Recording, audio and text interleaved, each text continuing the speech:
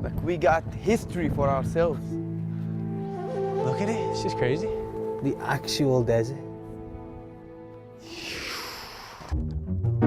There's a lot of bad news around these days, but is the world really all that bad? In many of these apparently bad places are amazing people and experiences you wouldn't be able to have anywhere else. Shaka, oh my God, I lead a strange life. See, you probably think you know Pakistan, but I bet you didn't know it had beaches like this. And I'm going to prove it to you. My name's Benjamin Zand, and I'm going on a trip to the places people would tell you not to. I'm pretty sure they all think I play for Liverpool because I'm wearing a Liverpool jersey. It was a bad choice. To see what life is really like. And this time, it's Sudan!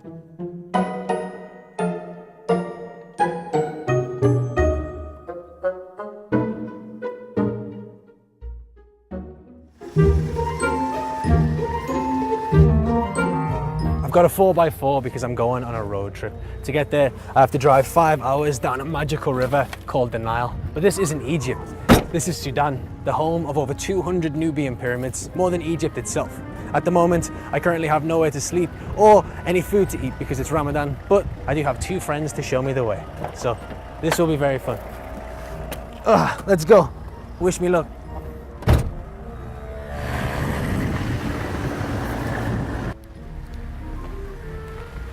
Hey guys, high fives from the car. How's it going? Nice to see you. I'm gonna give you a hug soon. How's it going? Nice to see you, man. How's it going, man? Thank you for coming. Yeah, no problem, for sure. So, where are we going? We're going to the Naga temples and the Mary pyramids. Okay, how long have we got today? About like 4 or 5 hours. That's a long drive. Probably should go. Do you have any Sudanese car games that we can play? You can put on your headphones and listen to your own music. That's not a game, that's just being antisocial. Yeah, that's being Sudanese. No. And so, we were off, on a very long and very hot road trip. Soon, it was time for our first stop, coffee. The Sudanese love their coffee, and for good reason. Do you want to know why I like coffee in Sudan? Why? Because it never goes cold. Does it annoy you that not many people know about these pyramids? It actually does, because Sudan has a very rich history, because like the country is so diverse, it's huge. It was one of the biggest countries in Africa. So that brings like a lot of diversity because we are influenced by Arabs, African countries and everything. But people don't know about all of that. People only know about what the media usually shows, the wars, the starvations, blah, blah, blah. Exactly. It doesn't show anything that's rich, anything that would actually interest people into coming here. They wouldn't even believe it. They're like, okay, pyramids, Egypt. Nile, Egypt. And sometimes that's really kind of make you sad because like this country have like a lot of potential, a lot of history, exactly.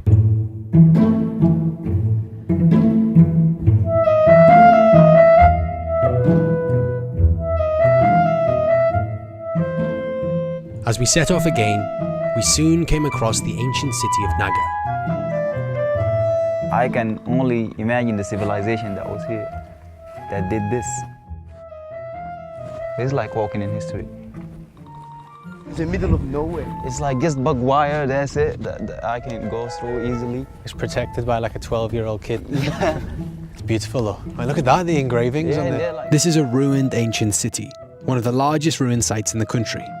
Back in the day, it was an important part of the Cushitic kingdom of Meroe, due to its proximity to the Nile, and it served as a bridge between the Mediterranean world and Africa.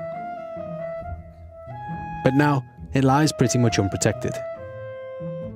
The only real protection here comes from a group of villagers who periodically visit the well to get water. This is the closest thing to security of these temples. These are the local villagers who came here to get water. That's pretty much it, there's no one else around.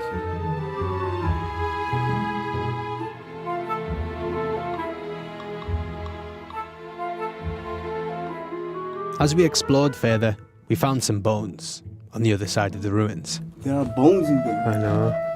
That is actually crazy though. It is. Looks like thigh bones. It looks raw, like it's so untouched. No one's been inside. As it was getting late, we journeyed on. The roads here are long, and the sun sets fast. and soon we realised the pyramids would have to wait till the following day.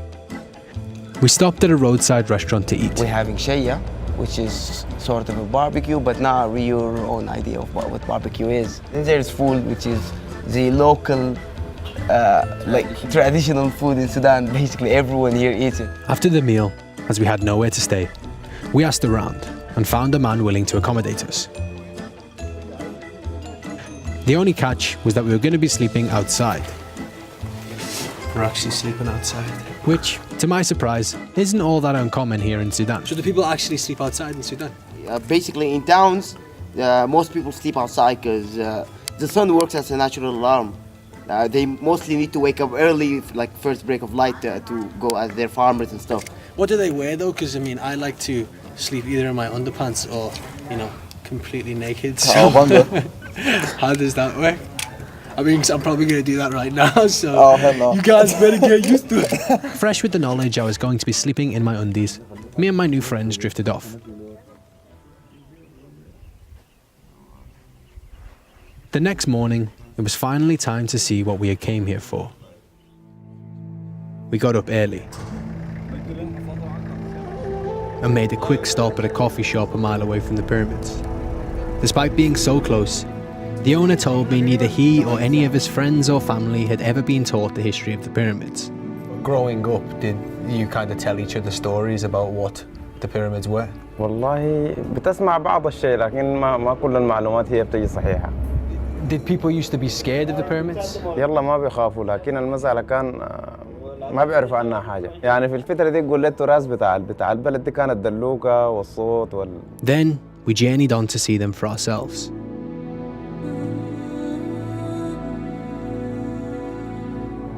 On arrival, it was more impressive than I had imagined. We had the entire place to ourselves. Whoa. How'd you feel? Amazing. You made it? We made it. My legs, I can't feel my legs. All right, so we're actually in the middle of the desert, kind of. Like we got history for ourselves. Look at it, it's just crazy.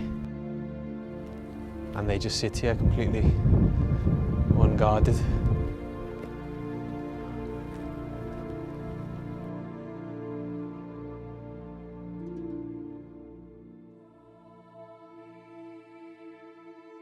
Look at it, this is just like the actual desert.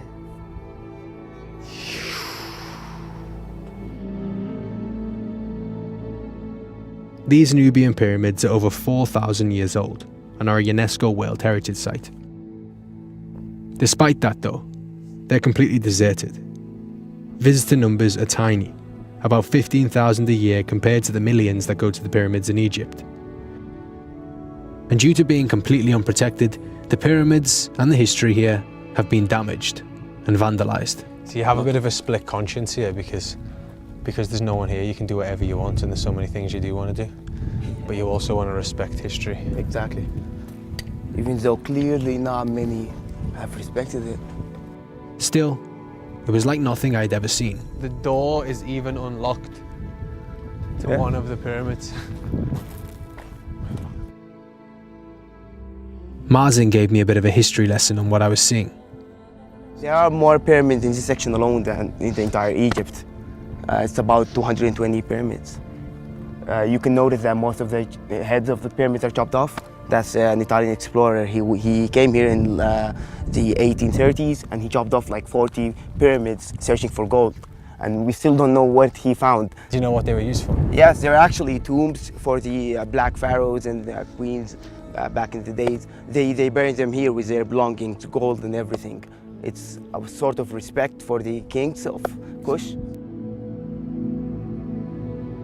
What's the difference between these pyramids and those in Egypt? It's mostly the size. The pyramids in Egypt are a lot bigger. These would go up to 40 meters. But then again, the number of the pyramids themselves makes the difference. There are about 220 pyramids here, which is a lot more than the entire country of Egypt, like the pyramids there. Just on this desert? Just on this desert alone. You can just see them for kind of miles, can't you? Exactly. Like It was coming to the end of an unexpected and surprising trip. I had seen a side of Sudan that I never thought I would. The history and stories Sudan holds are things you don't hear about too often, but when you see them for yourself, it's something you'll remember forever.